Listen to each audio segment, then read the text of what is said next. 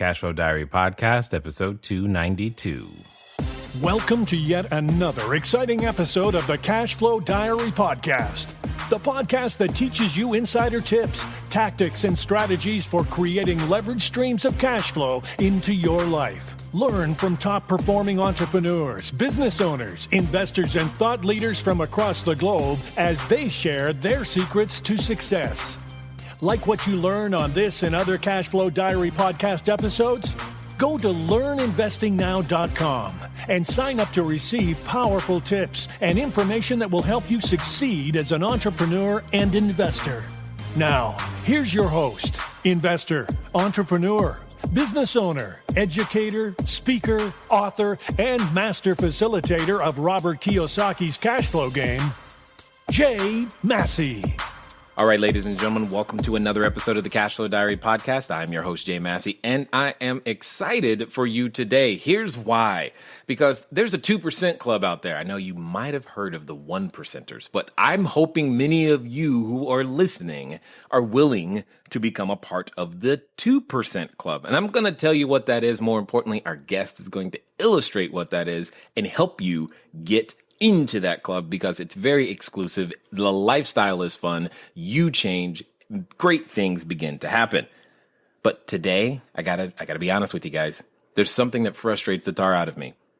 I don't know why some people, I'm not saying you, but why some don't actually follow through, get what they want, chase their dreams, make it happen, even when they have access to the information, even when they have the time, even when they have every reason in the world to succeed, they still don't.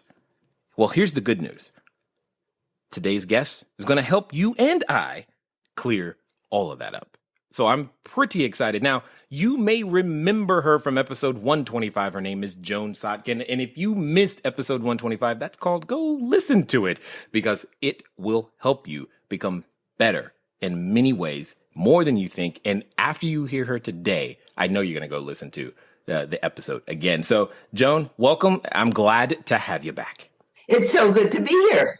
Excellent. Excellent. So before we get too far into it, let me ask you this question. I mean, because I know some people, they probably have been around since episode 125 and others maybe not so much. Tell us a little bit about, who you are, what you do, but most importantly, catch us up on what you've been up to since the last time you were here.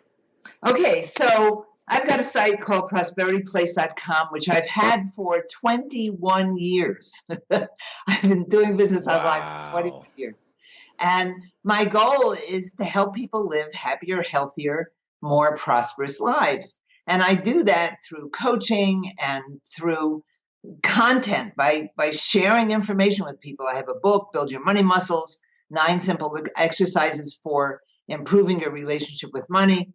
And what I've become known for is my understanding of how family of origin issues affect your financial outcomes.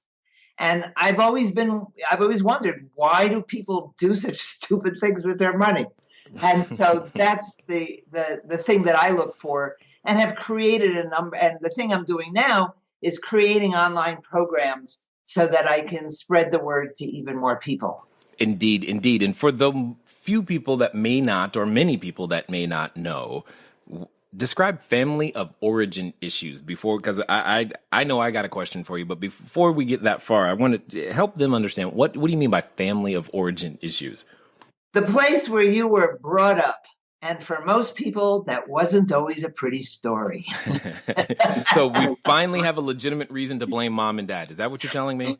In a way, it's understanding mom and dad. Right. Because they were just as wounded as you were. Right. And it's pretty hard when wounded people are trying to make something work and they have no understanding of what's going on.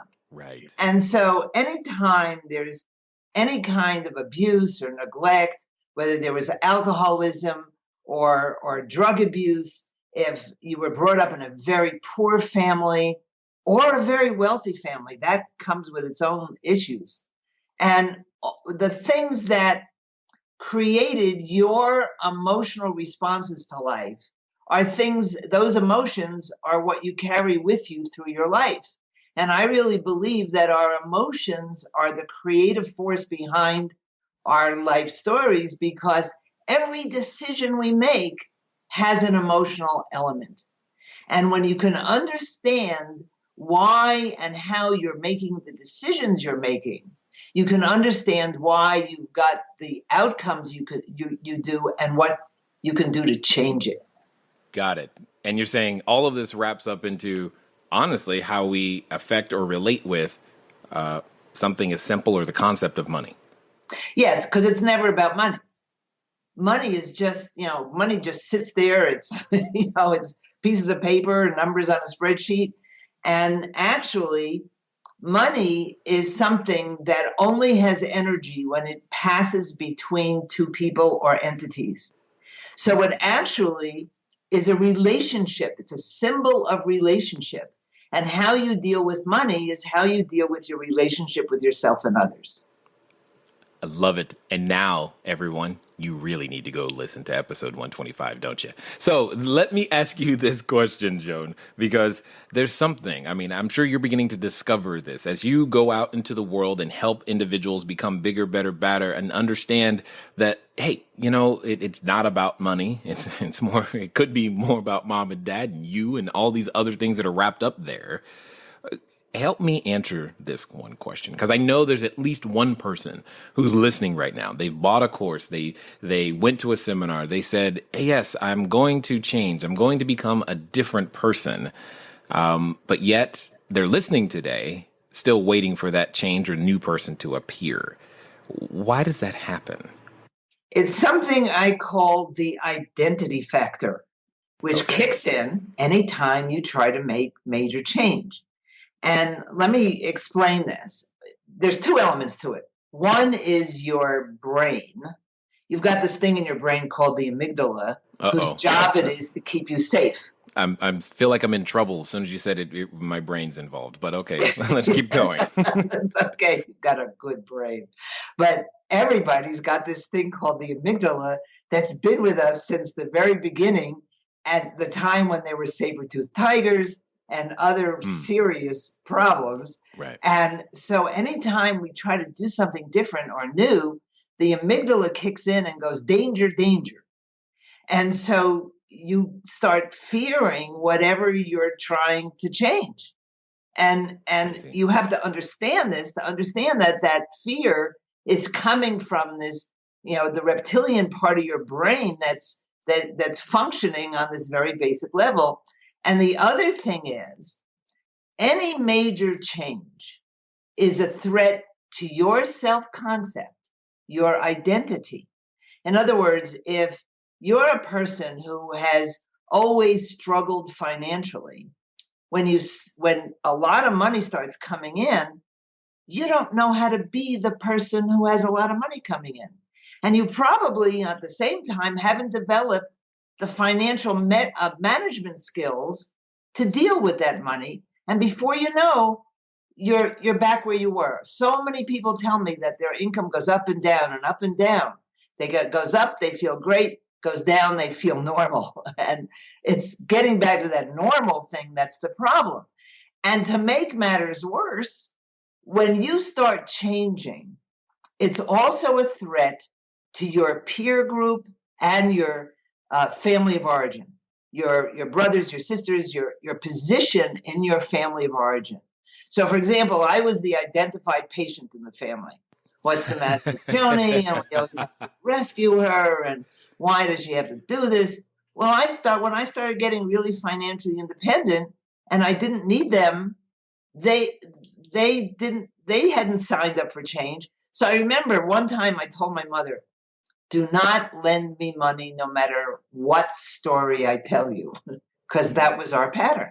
I see. And so everything went fine, about 6 months, and I'm doing really great. My mother says, hey, I'm going to give you $5,000. And I said, why? She said, I think you need it. And that's when I realized that she needed to rescue me as much as I needed to be rescued. And she wasn't willing to give up her position of power because she was the one with the money. Wow. And so I just had a client yesterday who had been to therapists, and she's been trying to get to a certain place for years, And we were making real headway. And she says to me, my husband says, I can't do this anymore. We can't afford it. I can't tell you how many times after 3 to 5 sessions with a client, I hear I can't afford this, because that's their excuse for not moving forward, because the changes they're making is a threat to who they perceive themselves to be, their position in their peer group, and their position in their family of origin. Okay, and I hear these things, and I have to ask the question, though. Many times when we're going for change, for example, when I'm dealing with new people who want to become real estate investors all the time, I'm dealing with new properties. I mean, every time, even if you are existing real estate investor, changing, say, from single family homes to multifamily homes, from multifamily homes to cell phone towers, commercial, all these things are these threats. But these are the things that we've identified as, I want this. So why is it perceived as a threat if this is supposedly something we actually want? Because I don't know how to be that person. I know how to be a person who owns single family homes. The minute I get into multifamily homes, I've got a whole new set of issues I have to deal with. Like all you those got people. That right. Okay, like all those people. Yeah. And it's all those people that I'm really afraid of, because what if they screw over me? What if they don't pay the rent? What if they destroy the apartments? I mean, you have all that, and I never had to deal with that before. So you get what I call the moving stupids. Okay. The moving stupids is when you move from one house to another. You really want to be in the new house, but you get really stupid. You bump into walls, you lose your wallet, you lose your keys, because the new position is disorienting.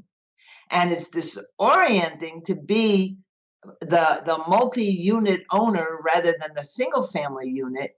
And it's like, it feels really uncomfortable. Even though there's a part of it that goes, yes, there's another part that goes, what am I supposed to do now? And you've got all these new people you have to deal with, the bank, and so you just make it go away. Interesting. Now, I guess my question then is, the instinct can be to make it go away, because then at least the feeling goes away. So, but some people make it. Yes, and the question is, how do you fix it? Yeah, like no matter what's not working, the question is, how do you fix it? Like, I don't want to. I mean, once you identify something like that, you're like, because I know in my own head. Yes. I can think about times where I've done that, and to add to that, we just moved physical locations. So the bathroom, the clothes, everything's in a new spot. So it's like, so you've got the moving stupid. Exactly. So it's like, and then I was thinking it's even more pronounced when the light's off, because at night you're like, nothing's where it used to be. I really, really, really don't know where I'm going. So. Right. And you're in a new neighborhood, and exactly, and you've got to find new places to shop, and I mean, all those things. It's when the brain wants it to be the same, doesn't want to change. It sure does. Okay, so you're in this fight or flight space most of the time, and that's not comfortable. So the first thing is to recognize what's going on and to understand that this is temporary. You're in a tunnel of transition. You have no idea how long the tunnel is or what's on the other end. And you have to really pay attention to what's going on in the moment, to not fear the future, but to have faith that you'll figure it out somehow, and to just be present with what's going on now. Wow. Okay, everybody, I know you're listening, but I hope you're also paying attention. Because what she just said is probably one of those moments where if you are on the treadmill, you probably just, you need to hear that again. If you were washing dishes, hear that part again. If the kid screamed, you're going to want to get every word. You might even want to write it down. Because I really like this concept of the tunnel of transition. Talk to me more about that. Well, you start changing, and you're really in this unknown space. I know how I used to be, and I know how people respond to me. For example, if I'm an angry person and I decide I want to work through my anger. Well, I know that I can control everything around me by being angry, by just, kind of pushing people away. Right. Well, when I start letting people in, I don't know what that's going to feel like, how I'm going to deal with that. And the fear kicks in. What if I don't know how to do this right? What if they hurt me? So there's always that fear of what's going to happen. And actually, when you're in fear of what's going to happen, you're making up a story because you have no idea what's going to happen. It's like you have no idea what's going to happen. And unless you're willing to just pay attention in the moment, you're going to move into fear. There are some things you can do to minimize the fear. For example, one of the first places people go with the fear is the financial fear. Oh, I'm going to run out of money. I don't know if this is going to work. And then I'm going to be out on the street and all that drama that gets created in your head. And so I find that at times like this, it's really important to be connected to your numbers, to really keep track of your money and your cash flow. Because like you're in a new house, you're in a new space. It's so easy to say, well, I need this and I need that and I need this and I need that. And you're going to be spending money like crazy in order to fill in that void that you're feeling while you're in the tunnel. And you've got to stay in touch with your money because your money is kind of the instrument that you use to connect to the world. Does that make sense? It does. I like you mentioned about filling in this void.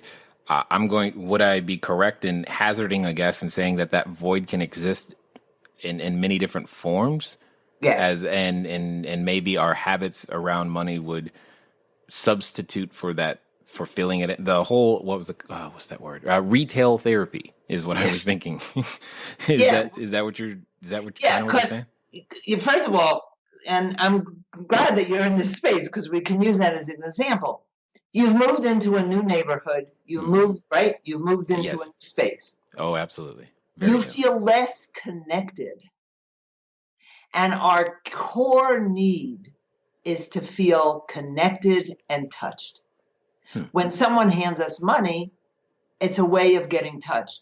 When we hand someone money and they go, oh, thank you, or, oh, you really look great in that new suit, that's a way of getting touched.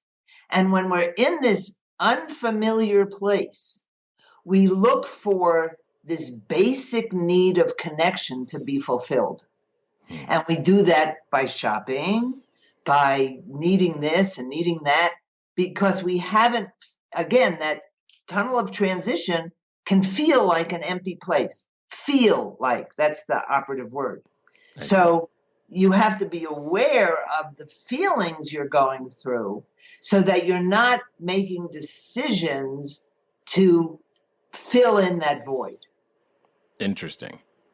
So what keeps some people, if this is the case, and I can relate very viscerally right now to these emotions, because like I said, we just moved. I mean, been here, 13 days, 14 days, or what have you.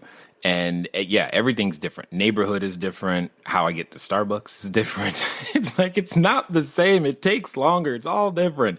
And it's been a great experience, but at the same time, how is it when it feels to be more voluntary? Like, for example, if you're going for one of those move up goals, or you want to go from say 100,000 a year to 200,000 a year, or 110 grand a month to 100 grand a month, or whatever it is, relative to the individuals that are listening or ourselves.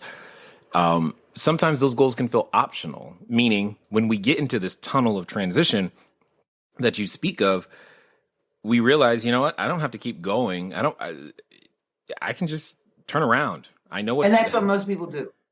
Okay. Because they're afraid of the unknown that lies ahead. Are you really listening to what we're talking about? I mean, I think it's awesome. Hopefully you're catching it. And most importantly, if you are in the middle of the moving stupids, because you are transforming in some way, shape, or form, please keep going. Let me say it again. Please keep going.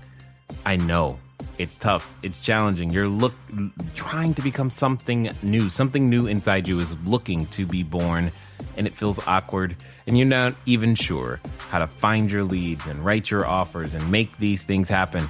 Guess what? We all have been through it, and you can do it too. Now, here's what I'm hoping. I'm hoping that you want some free assistance. What do I mean by that? You can go over to cashflowdiary.com/free book. Again, cashflowdiary.com/free book. Pick up a copy of my book, Cashflow Diary, 10 Steps to Creating Wealth in Any Economy. You will have the PDF sent straight to you. Or for those of you who like the audiobook, by all means, do the exact same thing. Go there, and we got a special offer for you that you'll be able to pick up the audiobook at a 50% discount. So again, go to cashflowdiary.com/free book. Get the PDF now. But right now, let's get back to the rest and listen what Joan has to say. In other words, if you have a $75,000 a year habit, and that's that's what you usually make, and sure, if you've gone up and down, you always come down to the 75,000. When you're looking at 200. You got to change your daily activity. You don't just say, I want to make $200,000 and suddenly $200,000 comes in. You have to do something different from what you've been doing. And you got the moving stupids. and you're not sure what the outcome is going to be.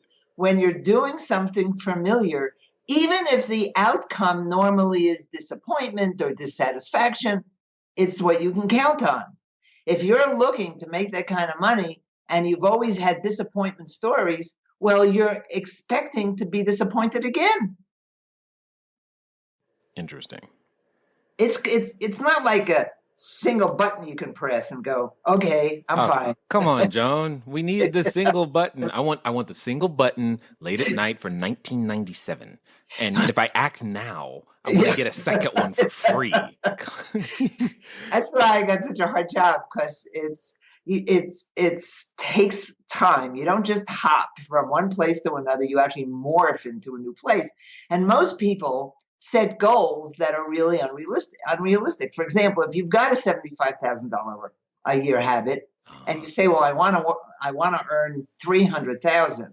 Sure. That's so far away that you're not going to get there. You really should aim for, like 10 to 15% higher than where you are today, and just walk there slowly. It'll be much more comfortable, because the bigger the leap, the stronger the sense of disorientation. Interesting. Okay. All right. So let's talk about that sense of disorientation, because you're giving me some context for some of the clients that I work with individually now, because many times there's this disorientation from, I'm an employee. Now I want to be self-employed business owner, investors thing. That's a big one. Because that's my world. That's a big one. Mine too, because I talk to a lot of wannabe entrepreneurs. Right. And if you've gotten a paycheck for 10 years, 15 years or more, and suddenly you have no idea what your income is going to be from month to month, that is scary. And it's the one skill that you need in order to be in business for yourself is dealing with uncertainty.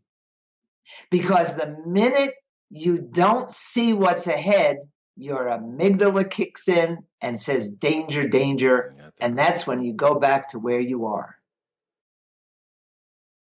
Well, yeah, I'm sitting here thinking, like, I want to find an easier or softer way to say it, but that's there. It's like, surprise. There isn't. It's that's why, if it were easy, there would be more people doing it, and there wouldn't just be 2%. Wow. I mean, yeah, I guess I hadn't really thought about how much uncertainty I deal with on a daily basis. Or how much uncertainty, I guess it's like, hey, this is just how it is. I deal with a lot of uncertainty every day. What's the big deal? Right. And I can become desensitized to that in my communication and wonder, like, what's up? Once you make the decision that whatever fear I feel based on a story I'm making up about the future. It's not what exists in the future. It's what I am making up about the future. And I might as well make up a better story. Ain't that the truth? The way I deal with it, entrepreneurs deal with money on a regular basis. And so for me, by managing my cash flow and seeing, I have a spreadsheet that I make available to people. You just have to go to prosperityplace.com/spreadsheet because I want it in one screen to be able to look at what I owe, what I perceive coming in, and what's left over. And so I can see in one little box a red number or a black number. And if it's a red number, then I know I have to take action. Right. People say, well, I don't have enough money. And I'll say, well, how much do you need? And they usually don't have a number. But okay, how much do you need? And what can you do to bring in that money? That's what entrepreneurs live by. If I don't have enough today, what can I do to get more? Yeah, pretty much. And it's resourcefulness. If you're not resourceful, you shouldn't be in business for yourself. If you're waiting for someone else to tell you what to do, you're in bad shape. Okay, all right, Joan. Think it helps. I think it helps to have a coach. Do me a favor. Just somebody, the dog barked. They tripped over a kid's toy. Something. Say that again, because I want them to hear what you just said. I really, really, really need them to hear what you just said. Okay. If you're not resourceful, you're not going to make it because you have to figure things out. And if you're having a tough time figuring out, here's the other key. Remember I said our core need is to feel connected? Yeah. Go talk to someone. Get a coach. Get a mentor. Right. Join a group. You can't do this alone because you're only seeing what's in front of you from your past point of view. Ooh. I like that one. Okay, so you have to get someone else to say, well, why don't you look at it this way? And if you look at it that way, I was working with a client yesterday and she definitely needs to get a certain amount of money a month. And she was just stuck in thinking, well, how can I do more of what I'm doing? And she knew that wasn't going to work. So I'm not in her business, but it was really clear to me some of the options that she had. Sometimes you don't see your options. And sometimes you need someone to help you see your options. Right. So it's a combination of two things. It's what's going on inside of you, what your habits are, what your expectations are, and what you're doing externally, how you're taking care of your money, what kind of marketing you're doing. If something's not working, then you got to change it. Also, I've been doing business online for 21 years. And over that time, things have changed quite dramatically. That's an understatement. I remember when there was no shopping cart, Right. and no video. And so things have changed. And the only way I can survive in this environment is by constantly learning new things. It's like now I'm working on online courses and suddenly everybody's talking about online courses and it'll be like webinars where there's a big, spike in webinars and then they go away and there'll be a big spike in online courses and they'll go away. But I like online courses as part of the future. And so I've learned everything. I don't just do an online course. I learn everything I can about the proper way to put them together. And I was doing it on one platform and they changed their pricing structure. And I said, okay, I can see that I'm not going to make what I thought I was from that platform. So how can I integrate that into something else? And I came up with a different business plan. And you have to keep doing this. And if you just sit there, oh my goodness, things have changed and it's so hard to make money and blah, blah. It's not going to work. Joan, you're right. And I love it because there are some people and this is very prevalent among the real estate investing community, where the market will change on them. They're like, well, I can't find any inventory. There are no buyers. There are no sellers. I mean, they'll be in the same room. One person's complaining there's no buyers. The other person's complaining there's no sellers. Somebody else is complaining, I can't find a teammate. And everybody is in the same room. And it's hilarious Yes. at best. And it's funny how sometimes basically what you're describing is we are in our own way. Yes? Yes. And absolutely. Because we have a certain set of expectations. The person who can't find the inventory is someone who expects to be disappointed and may be afraid of actually dealing with the inventory. In other words, there's something going on this internal level that's really hard for people to recognize by themselves, because their feeling habits, their emotional habits are so much a part of who they are. They've been with them since childhood that they don't even recognize what they're feeling. And most people don't have a particularly good feeling vocabulary. Whoa.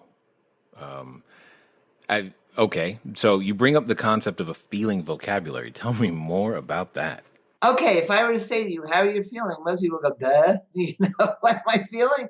I feel awful. Okay, so if that's as far as you can go, then let's take that. I see. Because what I teach people to do is, because you're always feeling something. When you look at you, and the one not according to my teenagers. Yeah, well, but okay. You're always feeling something. Okay. Right. Well, my wife. Most people don't admit it. My wife. How are you feeling? Fine. Uh-oh. Fine. Right. I'm in trouble. But that's got to do with relationships. They don't want you to know how they're feeling. They don't know how to talk about their feelings. And this, to me, it's actually an important point. People don't know how to talk about their feelings. And they're ashamed of what they're feeling very often. And shame is a feeling. So let's take your bank balance. Okay. Most people, when they look at their bank balance, they don't go, whoopee, look what I got. They look at the bank balance and they feel contracted. Okay, can you relate to that? Not anymore. Okay, well, but you know what that means. Yes, I do. Okay, you had that feeling at some point in your life. Many points. Okay, so what you do is you recognize that you feel contracted. Where are you feeling the contraction?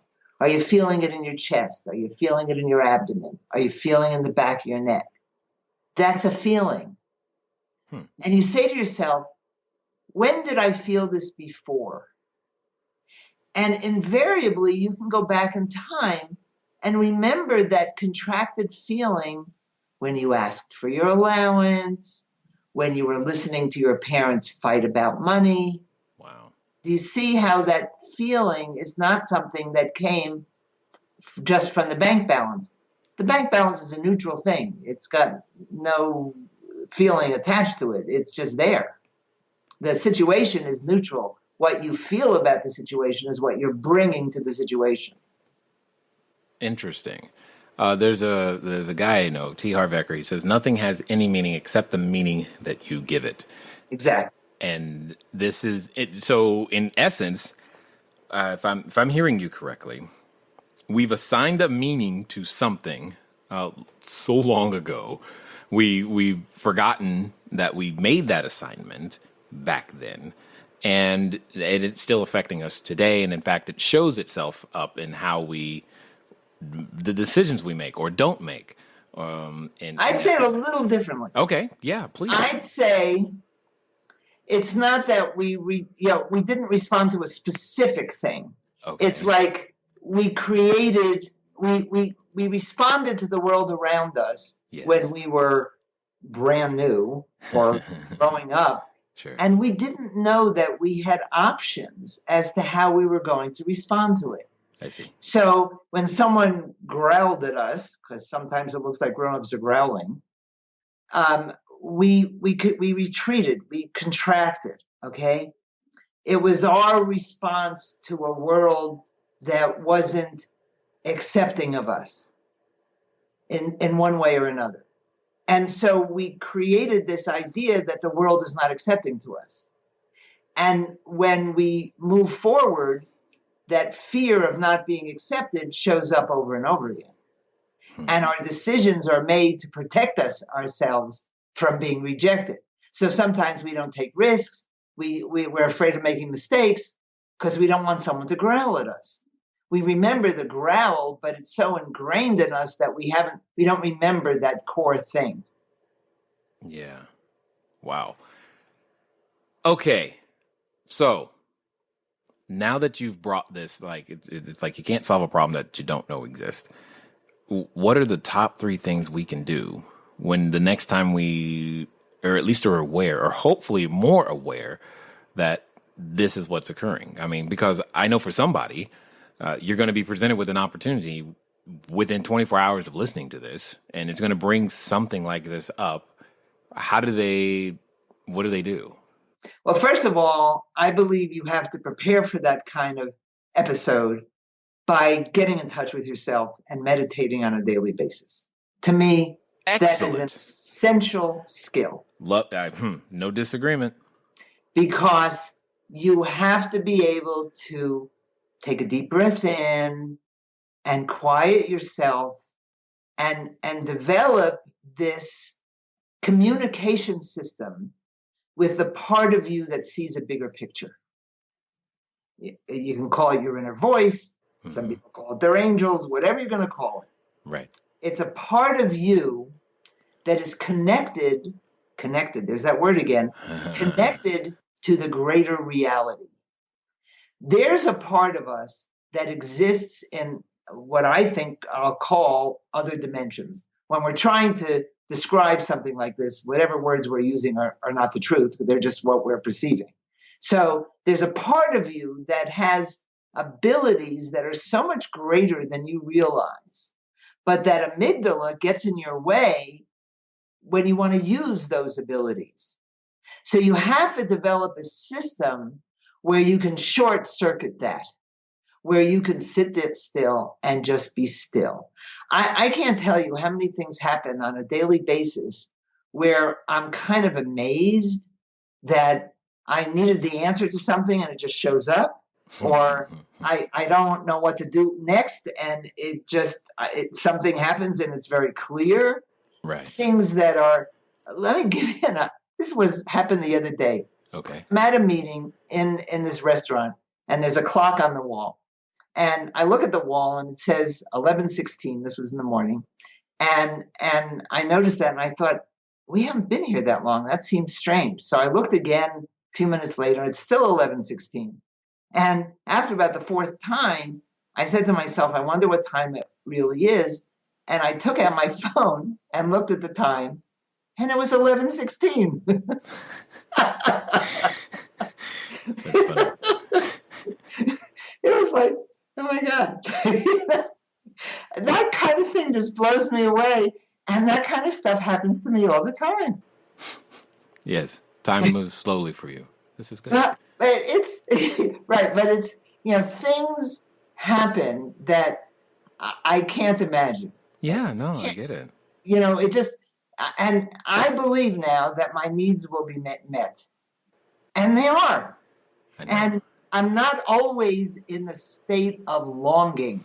This is an important one. One of the feelings that develop in early childhood, when you don't get the touch you need, when you're not acknowledged, when there's any kind of abuse or neglect, is a feeling of longing. And that longing translates as an adult into under-earning and what I call over-earning, where you never have enough. And that longing for money is the same feeling as the longing for touch. And once you realize these things, once you stop thinking about money, and you understand it's never about money, you just say, what am I feeling and when have I felt this before? Wow. I'm sure I said this to you last time, but I'm saying it again. I feel like we could talk forever on this subject because it's far-reaching. It has great impact. It changes us in so many different ways. And there's not a minute of our day where it's probably not playing itself out in some way, shape, or form.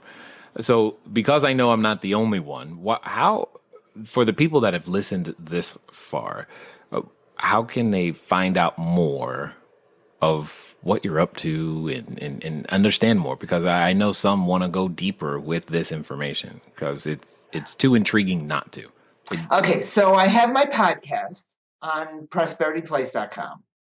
And every other episode, I just talk for 20 minutes. I don't run out of things to say. I was born talking, and that's my talent, is talking. And so Prosperity Place is the place to go. I do have the courses on udemy.com. One of them is Simple Meditation for Busy Entrepreneurs. And the other one is Financial Freedom Formula, a holistic blueprint for success.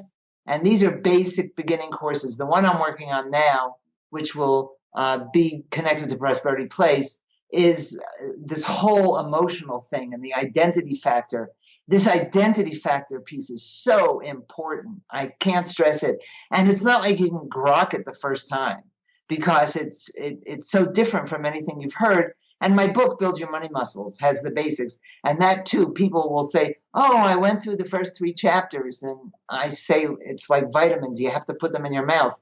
You know, you've got to read through it and really try to grasp it because it's a threat to who you've been.